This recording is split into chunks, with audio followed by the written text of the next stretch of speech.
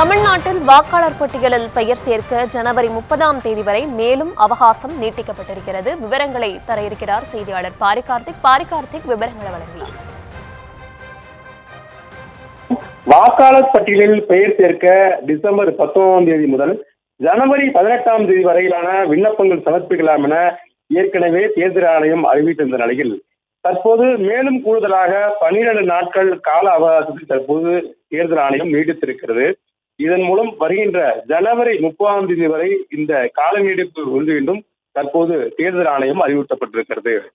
வாக்காளர் பட்டியலில் பெயர் சேர்க்க தற்போது வரை 13,03,480 பேர் விண்ணப்பித்த நிலையில் பெயர் மாற்றப்பட்டவர்கள் மற்றும் புதிய பெயர் விண்ணப்பிப்பின் அடிப்படையில் அவர்களுக்கான கால அவகாசம் கொடுக்கப்பட்டு அது மேலும் 2வது முறையாக நீடிப்பு செய்யப்பட்டிருக்கிறது.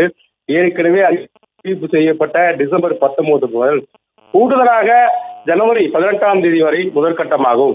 அந்த அடிப்படையிலே தற்போது பொதுமக்களுடைய கோரிக்கையை ஏற்று அதே நேரம் யாரும் விடுபட்டுவிடக் கூடாது என்பதற்காகவும் எந்த ஒரு தகுதி வாய்ந்த நபரும் இந்த வாக்காளர் பட்டியலில் பெயர் விட்டுப்படக்கூடாது என்பதற்காக இந்திய தேர்தல் ஆணையம் ஏற்கனவே ஒவ்வொரு வீடுகளுக்கு அருகிலும் கிட்டத்தட்ட இருக்கக்கூடிய 68,342 பூத் கமிட்டிகளிலும் அங்க இருக்கக்கூடிய அருகிலேயே பூத் சிறப்பு முகாம்கள் அமைக்கப்பட்டு பொதுமக்கள் நேரடியாக வந்து அவர்களுக்கு இந்த பெயர் மாற்றம் அதே போல முகவரி மாற்றம் மேலும் தொடர்ச்சியாக அங்க இருக்க அதாவது வீட்டு மாறியவர்களுக்கு குடிபெயர்ந்தவர்களுக்கும் உடனுக்குடன் தனது ஏற்பாடுகளை செய்து வருகிறது. அதன் அடிப்படையிலே அவர்கள் தாங்கள் தங்கியிருக்கக்கூடிய இடங்களுக்கு புதிதாக வாக்குகளை மாற்றிக்கொள்ளவும் அதே போல புதிய 18 வயது நிரம்பிய வாக்காளர்கள் உடனடியாக பட்டியலில் சேர்த்துக் கொள்ளவும் ஏற்கனவே தமிழ்நாடு அதாவது தேர்தல் ஆணையம் சார்பிலும் தமிழ்நாடு அரசுடைய அதிகாரிகள் சார்பிலும் முகாம்கள் நடத்தப்பட்டு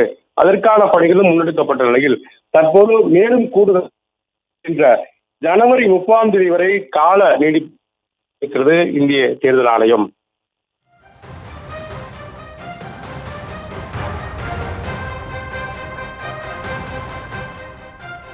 விவரங்களுக்கு நன்றி பாரிகார்த்திக்.